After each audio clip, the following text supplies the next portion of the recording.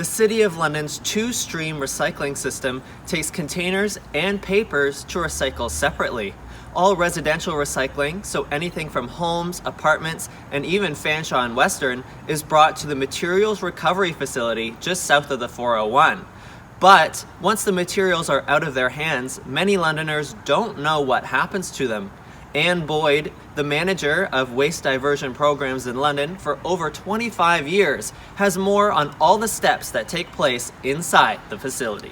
All materials, both container and paper, start in a pre-sort room, and that's all manually sorted. And the first step when we receive material is to try to clean it up before it actually goes through to the various machines.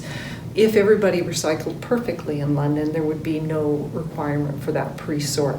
And then on the container stream, once it leaves there, the first step is it flows under a gigantic magnet, and that magnet removes all steel materials, so steel cans.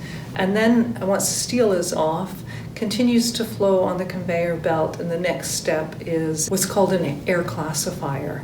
A simpler way of thinking of it is a heavy light separator. So all the heavy materials drop onto a conveyor belt, which contains all of the glass, and all the lightweight materials are actually blown up and onto a perforator.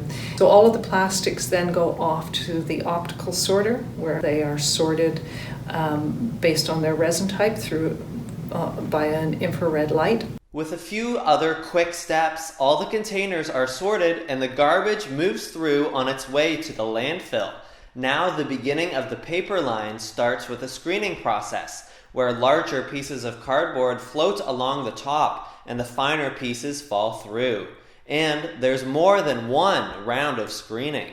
The remaining paper gets screened again, and so at this point it is a finer screen, and it screens off things like cereal boxes, Kleenex boxes, and newspapers. After this, any paper recycling that also has a plastic attached must be removed by hand, so it's important to separate the materials before putting them into the bin.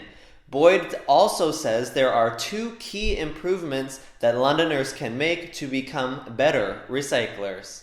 One is to recycle as much as you can. On average, we're only recycling about 70% of what we could. And the rest, the 30%, actually just goes into a garbage bag. So, I ask people to think about that and to ask themselves how well they're doing. So it's like, why wouldn't you recycle everything? It's really not that hard to do it. So that's kind of probably the most important message, I would say. And then the second one is, if you're going to recycle, then just sort it correctly. If you don't do that, it makes our job more difficult, and we won't be able to capture as much, and we won't be able to get as much money for it. So recycle as much as you can and sort it correctly. Improper recycling costs our city hundreds of thousands of dollars every year.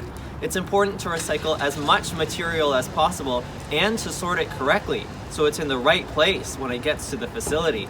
So do your part and put the right materials in the right bin. Ryan Thompson-Brown, XFM News.